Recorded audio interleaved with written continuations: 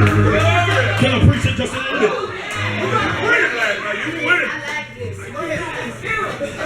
Have you ever been in a situation that seems totally barren?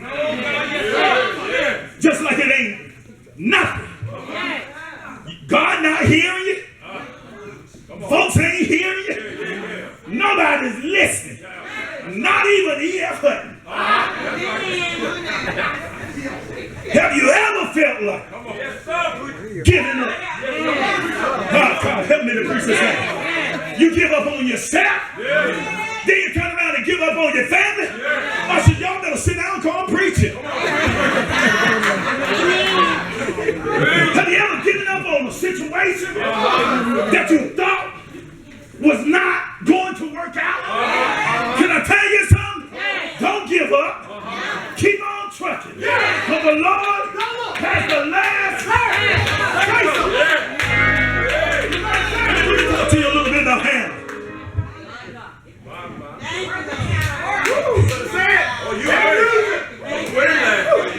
Hannah, in the midst of adverse circumstances, I want to let you know what caused this woman of God to receive a mighty breakthrough. All right, sir. All right. Now, if you go back to chapter 1, because I'm going to preach from there now. Just turn over one page. If we go back to chapter 1 and verse 1 and 2, it talks about a man named Elkanah who had 2 wives. God bless him. One is enough. Amen. He had 2 wives. One was named Hannah. Tell Hannah Pooh I preached about it before that she did church. One was named Hannah, whose name stood for grace. Good God Almighty. She ought to knew right then that something special was going on. Because grace is what brings us to the throne of God. And the other one name was Peninnah. Well, Peninnah had children while Hannah had none. Anybody ever been there? Folks had new shoes and you had old shoes. I'm going to bring you real close to home. With Hannah, this caused much grief and disappointment. Because she desperately wanted to have a male child. Come on, somebody. But she couldn't have it because the Lord had closed up her womb. Come on, somebody. Well, there's somebody in here that's been closed up. You think that it's over. But for a season, God has closed. You're preaching. God closed her womb. Now, in this part of the Middle Eastern culture, childbearing was very important. Children were a source of labor for the family and a sign of success for the women who bore them. If you didn't have no children, it was a sign of failure. Come on, somebody. So, in other words, Hannah was an outcast. That's right. Come on, somebody. She was an outcast. She was a marked woman. And in life today, we call her a loser. But it ain't over until God. Let me talk to you. I don't know much about the womb. All right, I don't have one. Thank you. But the womb represents life. All of us come out. I don't care how many test tubes they put you in. You came out of somebody's and it won't a man.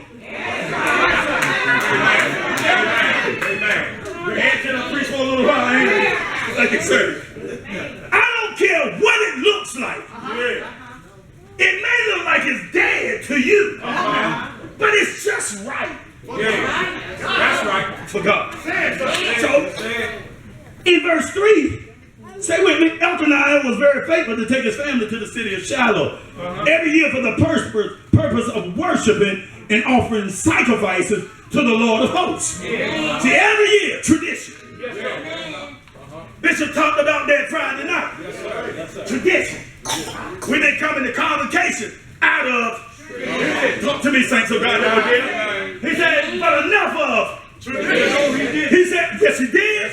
He said, and not only that, we're not coming to a convocation for a physical building. Can I tell you something? We ain't coming to Easter Star on Sunday morning just because you feel like you need to be here. You all want to be here to meet God.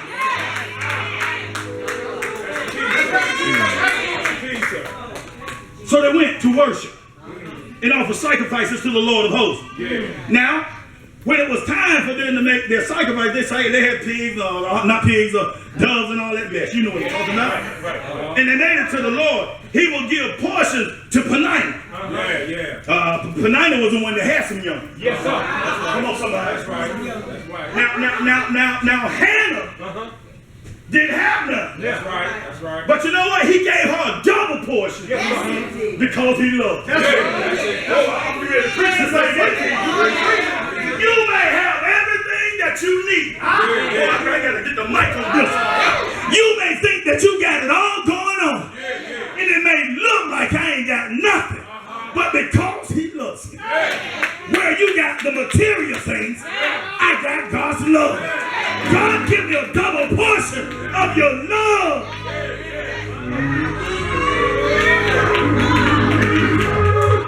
God knows how to encourage us even when we don't have nothing. He knows how to strengthen you when you are weak. He knows how to build you up when others have torn you down. That's my God. Yes, sir. Let me give you a preaching point right here. Some folks look like they always been given everything they want. Say amen, somebody. They have a lot, but they ain't happy. That's it. But here you are struggling, straining. I'm on my way home.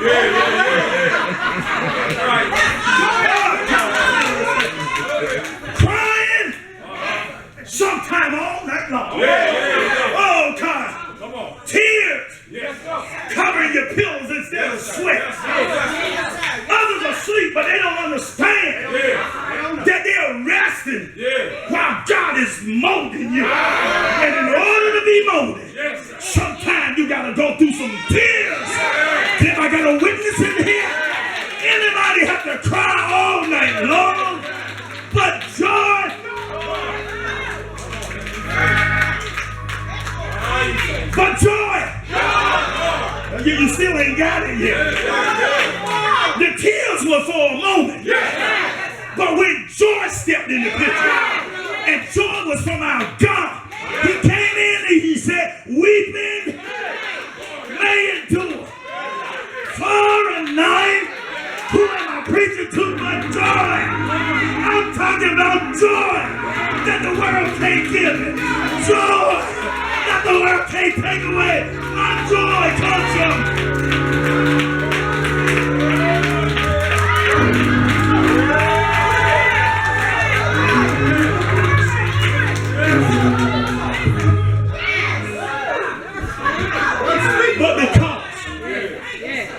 But because he loves you, you got to go through something. You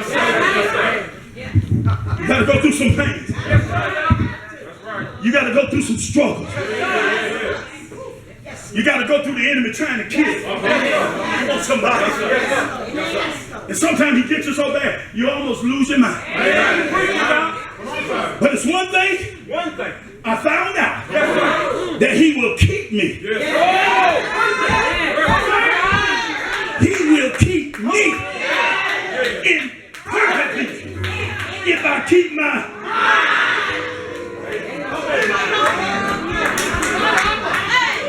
Can I tell you something? It's a lot of crazy stuff that goes on when you're in waiting period. Come on, somebody. Crazy stuff happens when you're waiting. But they that wait. Thank you, Sister Griffin. I'm glad you told me. When you learn how to wait, don't complain. That's right. Keep on moving and just wait. Because strength comes while you wait. Somebody, if he gave it to you quick, you will get rid of it quick. But when you got what you're going to war. When it gets there, you won't lay your religion down because your relationship takes the place of your religion. Come on, somebody. And relationship, I ain't got to lay it down. It's always there. Verse 6. The Bible said that our adversaries, her enemies, Peninnah. Let me talk about her a little bit. Come on here. Go ahead, son. Read your Bible when you get home, but I'm going to talk a little bit about it. She was one who liked to provoke Hannah because of her barrenness. Be careful who you point your finger at. Be careful who you talk about. Yes, sir. Yes, sir. I may not look like what I supposed to be. Say been through. Yeah. That's right. But it's one thing about it. If I learn how to wait. That's the key. See, Peninnah would have done better if she was like Hannah. Because she didn't realize that God was going to use her to strengthen Hannah. Can I ask you a question? Amen. Who is strengthening you? Come on, somebody. Who is tormenting you? Don't be mad. Be happy for. That's what because the more they talk about you, the more he's building you. You ought to jump to your feet and tell God, thank you for the building.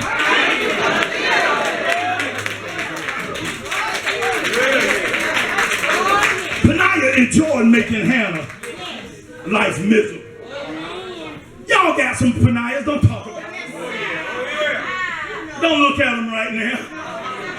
They just love to make your life miserable. She continued. Tracy, she continued to pick it. But as a result of her continuous picking, Hannah was building faith. See, the problem is we got it all wrong. That's right. We tried to fight the battle. We walk around mad at one another. Let me tell you something. I ain't got time to be walking around worrying about you. I know it sounds kind of cold, but I don't. Because the more I worry about you, the less I focus on my assignment. And some people, God, the enemy use to distort you from reaching your assignment. So you walk around mad, don't come to church. Come on, preach. That's what he said. You ain't doing nothing. No, sir. The enemy got you when he got you home, he wearing you out. But when I'm in the presence of the saints of God, there is some strength that I didn't know that I had. He told you, you ain't gonna never have no money. You ain't gonna never have no job. You ain't gonna never be worth 5 cents. Oh, who am I preaching to this morning? Define myself. I'm glad he said I won't gonna have. Because now the more you tell me what I ain't gonna have, the more I'm going to God and tell him what I need. And he promised me to supply. Oh! He didn't say he gonna give me some of them. He didn't say he gonna give me a third of them. He said I'll supply. Oh!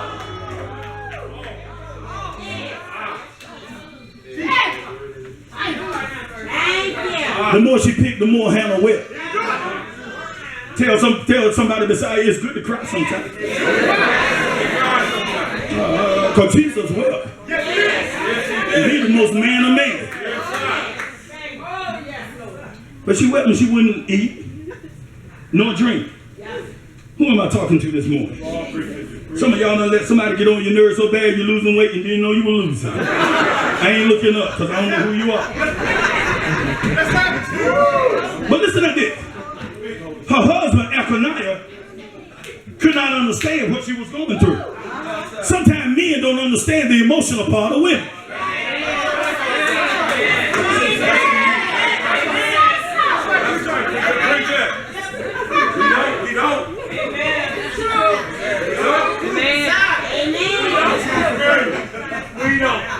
I don't always understand what she's going through. The man said the other day, sometimes it's between pre-menstrual and post-menstrual. Y'all don't like this kind of thing? I don't know when you between what?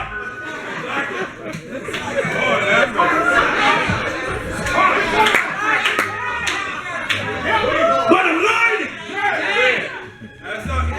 to watch the emotions and the face of First Lady. But sometimes I have to let her be tough. And the times I want her to be tough, she ain't ready to be tough. Come on, somebody. Thank you, sir. So I have to kind of wiggle a little bit, Emma. Yeah. That's wiggle, that's all. Rub the shoulder. Run my hand through her hair. Go ahead now. Look at your neighbor men and say, it don't take a lot.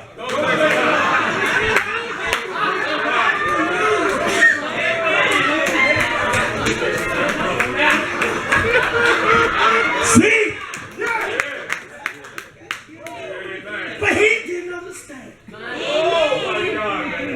He didn't understand why she was so distraught. He asked a very silly question. He said, am I not better than you? Than 10 sons? Dodo? Don't you know she ain't got no son? He didn't even realize why she was going through what she was going through. Let me take a preaching moment right here. Notice the person around you. Ask God for discerning spirit. And learn how to speak life. How to speak life into the folk that you don't even like. Because the more you dislike somebody, the longer you are hindering your blessing. Let me repeat that one more time. You are never going to reach your destiny until you learn how to love your enemies.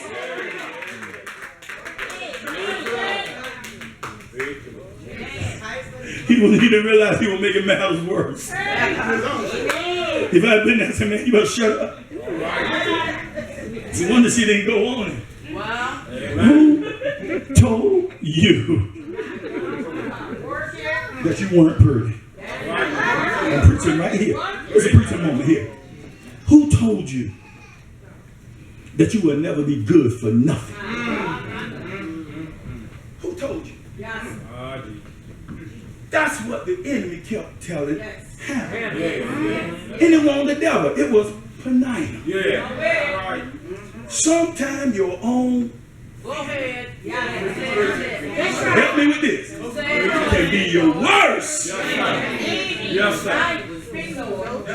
Amen. Well, they said it. It is up to you to accept it. I ain't come here to pity pat you in this part. You can either take it or you can leave it. Well, it's time for you to make them out alive. If he said that you ain't pretty, save your money that you were spending at Burger King. Them $20 that you were going to Burger King every week with, go get you a brand new dress. And here's the thing before you go get the dress. Go to the gym or go walk around Lisbon City State Track. And if you walk around 7 times, You may lose 7 pounds. But when that person sees you, God help me with my language. When he sees you, he will say, who is that? But because you had the determination not to take what they said, and you decided that I'm going to do something about what you said about me. You can lay in there and suffer and cry all you want to. Yes, sir. But I found out when they say you're too fat, I go to the gym now. And I even got a little ab to flex. I said a little bit. I didn't take what somebody said and go to a pity party. Because he thought, what you don't understand, I'll back the word up with what you just said. You might say that I'm ugly. But the Bible said I'm fearfully. Y'all can help me preach this thing. When you have confidence in who you are, then you can make a whole lot of folks out of lie. But if you don't believe it, guess what? Let me get back to the church. Oh, God, help me. Sometimes you got to go walk by yourself. Buy yourself a pretty suit. Crying while you walk around the track. But then you come off the track and say, I tell you what, I cried my next tear. Yesterday, verse 9, Hannah rose from the table. And she positioned herself. See, let me tell you something. You can't do it by yourself. There's a strategy to every war. Yes, sir. And it's called positioning yourself. Come on, somebody. Hannah positioned herself in prayer. She decided that instead of me fighting and lashing out at her, I'm going to put the Lord on you. Because they that call upon the Lord. And when you cry, you stir up heaven. Yes, sir. Yes, sir. Yes, sir. And being in anguish of her soul, she wasn't angry at them. She got angry in her soul. Sometimes you got to get mad inside of you. And somebody, you've been mad long enough outside. Now take it into your soul. Now when you get in the soul, the Holy Ghost will stir up something. So you've been mad at folks too long. And it ain't helped you one bit. Come on, somebody. But when you get angry in your soul, let me tell you something, your soul get angry. That's when you get to stirring up that gift in you. Come on, somebody. You can't stir up your gift when you're mad on the outside. Stir up the gift on the inside and watch God. Tell your neighbor, watch God. Let me ask you a question. When was the last time you took your grief to the Lord? You take it to everybody else. Sister Mary, Sue Sale. You done been to all these palm readers. They took your money and you're worse off than you was when you went there.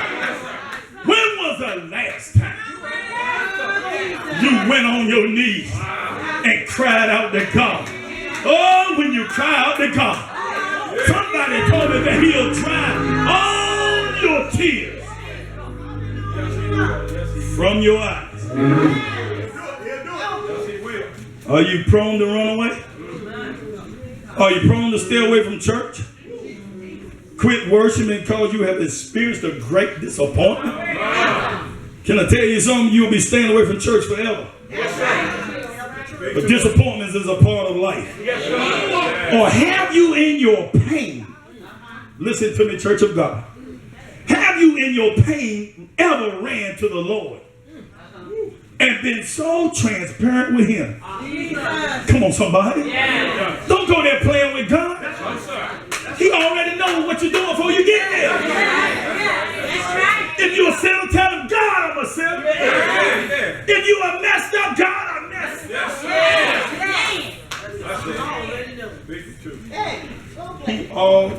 ready, know. Oh, yes. When the last time you've been transparent and told the truth before others and said, I'm sorry, y'all, I don't feel like praising him this morning. I'm hurting. I come to church this morning. I didn't know the pastor would have praised him because I'm hurting. But see, you need to stop the service right then. That's right. And walk up. Because this place here is open all the time. That's why I don't have a lot of stuff in front of. That's why I don't have a lot of stuff in front of here. This is open. That's why folks can't sit on this thing. So put your bucket on here. Pop in your books and your stuff. Don't do it. Look at your neighbor and say, he done warned you. This is holy ground. I come in here some days when you ain't here, and I lay and I anoint this thing. Because I want you to learn how to come to it when you need. When you need something from God. Somebody said, I cast all of my cares.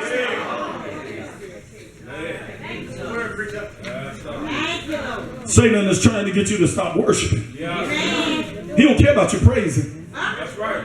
Let me repeat that. He don't care about you praising. You can shout all you want to. But when you go in worship, that's because you connected with the Spirit. Come on, somebody. He don't like for you to connect with God. Praise is up for the comely. Praise is upright. God even inhabits it. But worship. Can't come and worship any kind of way. Folks think they got praise and worship. Worship is sometimes bring tears to the hardest of hearts. Come on, somebody. You might be the hardest man in the world, but worship will take you to tears.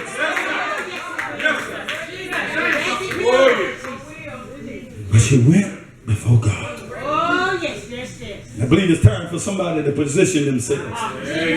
Come on, somebody. Go before the Lord and pray. Stay there until he comes through. Some of you are on the verge of a breakthrough. You're almost there. But you know, you still is not in the right position. Jesus. Come on, somebody. You gotta get in the right position. Amen.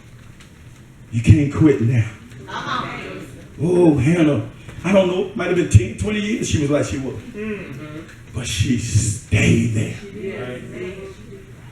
She kept going before God. She positioned herself. She made a vow to the Lord of hosts. She was a woman determined in her spirit. Tell your neighbor you got to be determined. She was determined to see a manifestation of her heart's desire. You want something from God? Be determined. Too many of y'all depending on, Pastor, can you pray for me? No, God wants you. He don't want pastor. He wants you. And if you're going to ever get through this life, you better learn to position yourself in prayer. She was fed up with her barrenness. She made a choice to continue. Her desire for a man child, didn't say for a man. Because she had that. But he didn't know what he was. But her desire for a man child caused her to persevere in prayer and faith, believing. Can I ask you a question? Has the enemy been lying to you? And provoking you because of your hopeless, what you think is hopeless. But with God, all things are possible. If I urge you today by the Spirit of God to stop listening to the lies and get on with your life.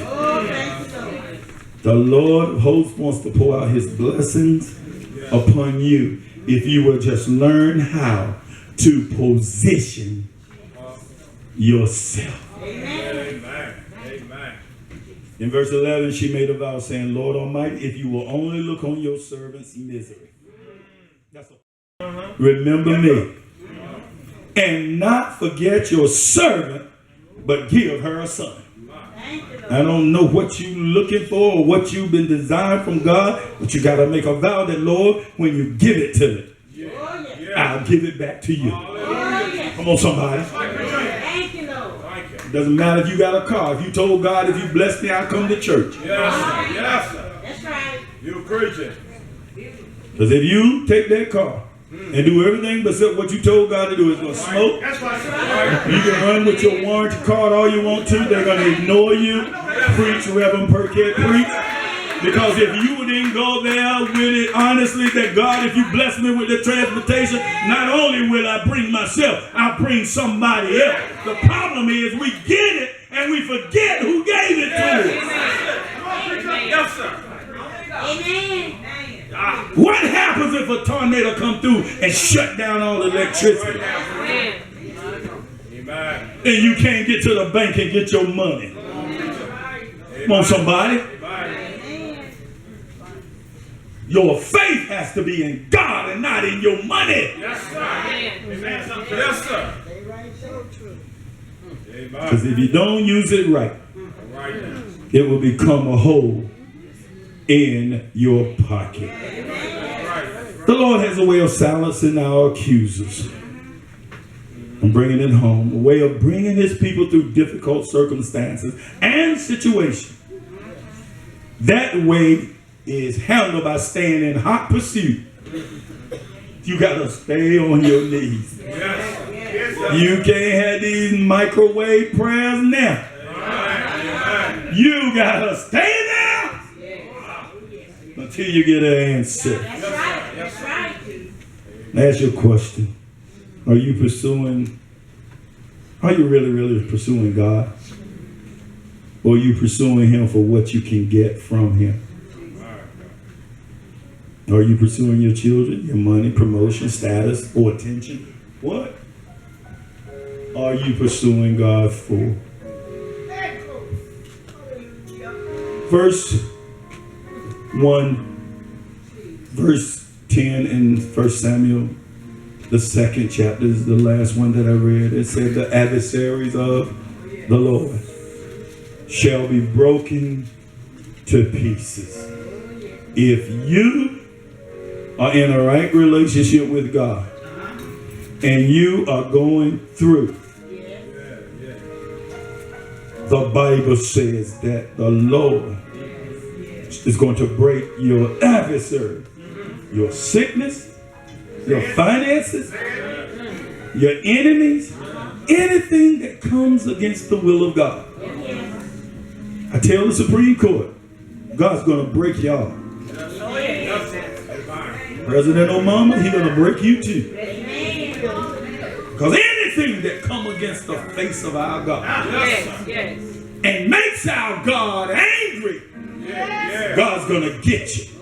Can I tell you something? If you got a halftime worship and you got a halftime praise, he already told you that you are neither hot nor cold.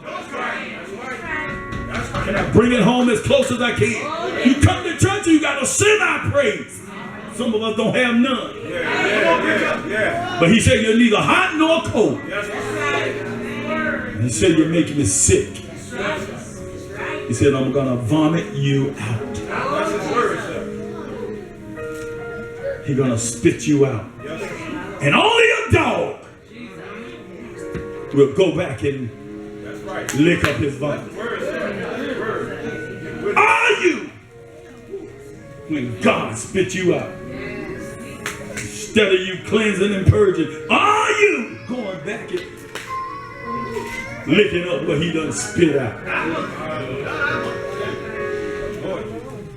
You make God sick when you play with him.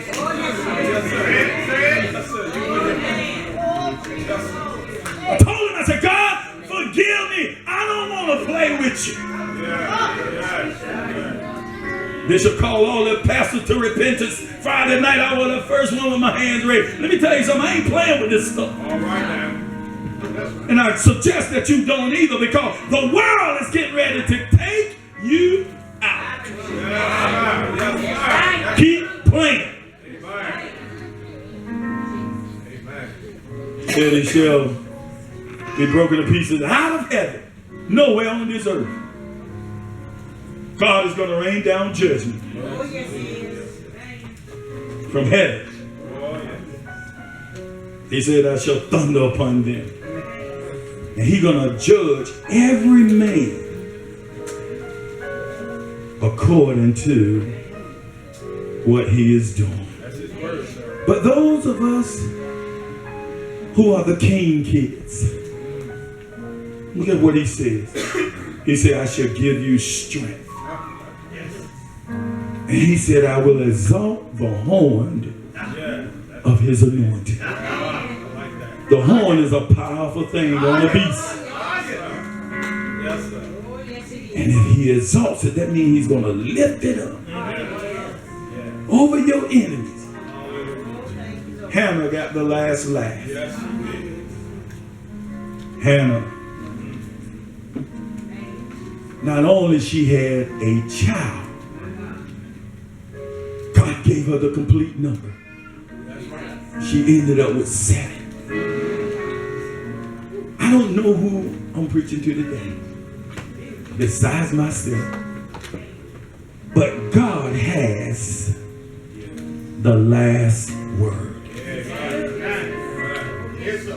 Somebody have told you, and you fell for it, and for the last 20 years you've been holding on to what they told you, and you hear me preach this so often. If you position yourself today and you sincerely love God, That's right. God will turn your life around. Crack can't do it. You can drink as much liquor as you want to. Done been there and done there. The only thing that you have when you wake up is a hangover. But when you get a taste of Jesus Christ, and I mean you get it the real way. Oh, when you wake up in the morning, I got a hangover of joy. Unspeakable joy. Even when I don't even feel like I still have.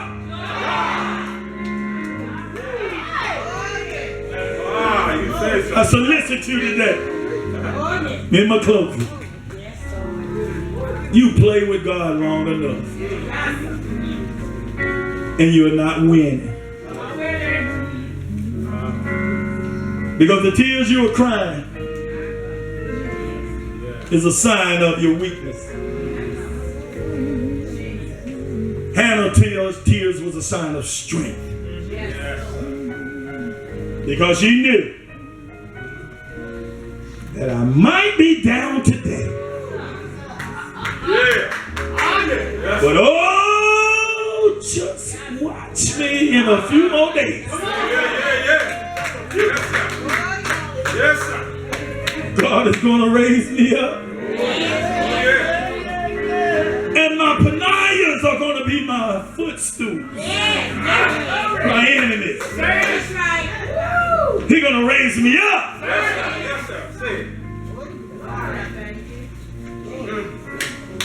He who laughs first shall laugh. You may laugh at me now, but keep on laughing, because I'm almost in position. Oh, glory to God. I'm almost in my right position. Amen. We're almost there. And when we get there, you won't be able to tell me nothing, because you can't get the credit. If God does it, it's already done. If man do it, he's going to remind you of it and tear you down. But when God fixes it, can't nobody, thank you, Mark. It's fixed. Look at your neighbor, say, are you tired of trying to fix it? Come on, ask them again. They ain't look at you right.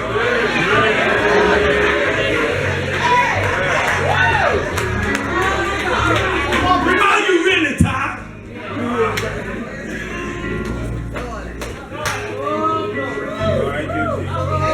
You done played with it long enough. People say, well, them crazy church folks, yes. They run around and they holler, the lights being turned off, yes. Sometimes the lights gotta go out in order for me to shine. Oh, just come on, boy, you want to. Lecture man get a pleasure out of turning them off, but that's not the one that's gonna turn them back on. Come on, somebody. You ought to thank God that he turned them on. Turn them on. Because in darkness, that's when I shine. Oh, I just got a few more hills to climb, few more mountains to cross, few more valleys to come up out of, but in a little while, all of my trouble, all of my heartaches, all of my disappointments, they'll soon be over. I shall come forth as pure gold. Oh, just a few more rocks and rails. I'm coming out. I'm coming out. I've been in it too long now. I got some work to do. I understand, God, what you told me to position myself. Well, I'm coming out. Yes, sir. And when I come out, I don't care what part of the service y'all in. I don't care what you doing in here with your program. When I come out, I might run all the way down Factory Street, but I'm coming out.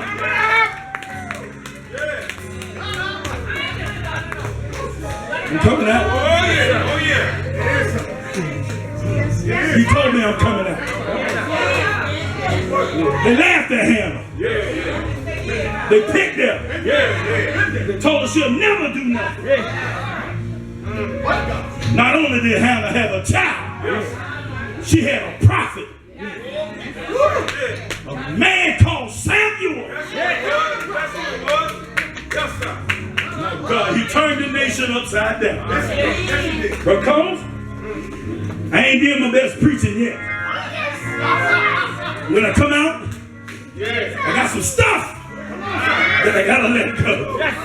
When I come to tell you, you ain't done the best thing that you done yet. But when you come out, they will say, how in the world? How did they? Her womb was closed. His job was cut off. What am I preaching to me here? Lights were cut off. House was taken. Woo! The womb was closed. But Jay, every door that man closes, God can open up that door. Come to tell you today, if it's shut in your face, if it's shut in your face, if it's shut in your face, it's all right. Let it stay shut. Because when God opened it, no man can close it. When God opened it, man, they might have closed some doors on me. The thought that we were going to fail in this church. Come on, preacher. So they shut off all the communication. Thank God that they did. Because I couldn't give the credit to no man. Come on, somebody. They thought that nobody would be sending these to stuff. But Facebook. Got them now. When you want me to come preach, I don't want you. If you couldn't speak to me when I was down and out, don't come try to preach to the folks that went through with me. Come on now. I'm trying to get this one on the camera. I come to tell somebody, I don't put my confidence in no man. I trust God. They thought they had closed up my room.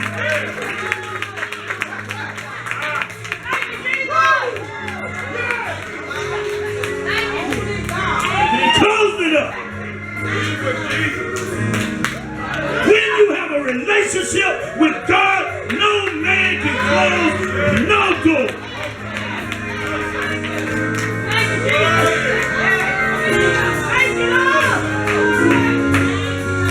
Didn't even have an installation service. Don't care.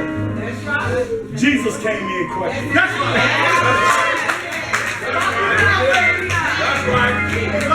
Came in a manger. He ain't had no fanfare when he came in. Some of y'all think you gotta have a glorious reunion when you come in. Sometimes you gotta come in.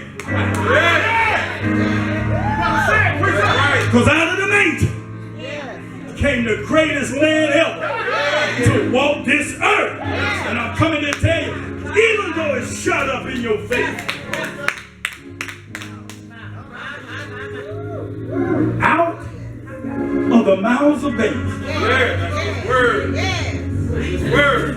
every word is going to be exalted. You're here today, and you are here. Yes, sir. And the door has been shut in your face. Your wound has been closed. Family have cut you off. Friends don't want to deal with you. People in general don't want to deal with you. And you felt like that you were all alone. Can I tell you something? Everything that you're going through is for purpose. If you're going to believe this word, the Bible says all things work together for what? The door is shut in your face. It's good the door is shut. I know you don't like it, but sometimes what you don't like is what's good for you. Come on, somebody. My wife don't like vegetables, but they're good for her.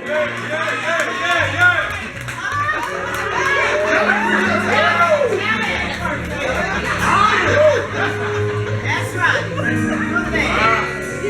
Sometimes the stuff that ain't good for you, it ain't good to you, it's good for you. Amen, somebody. When we learn to accept the good, can I tell you something? You ain't the only one that's going through what you've been through. What you going through. You think you don't got a bad marriage? Come on, preacher. Keep living. It might be glory today, but tomorrow may be bitter and feelings. But the thing that you learn to do is that in all things,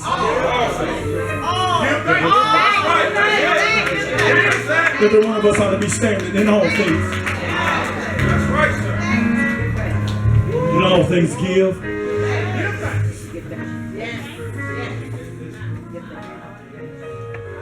The anointing of the Lord is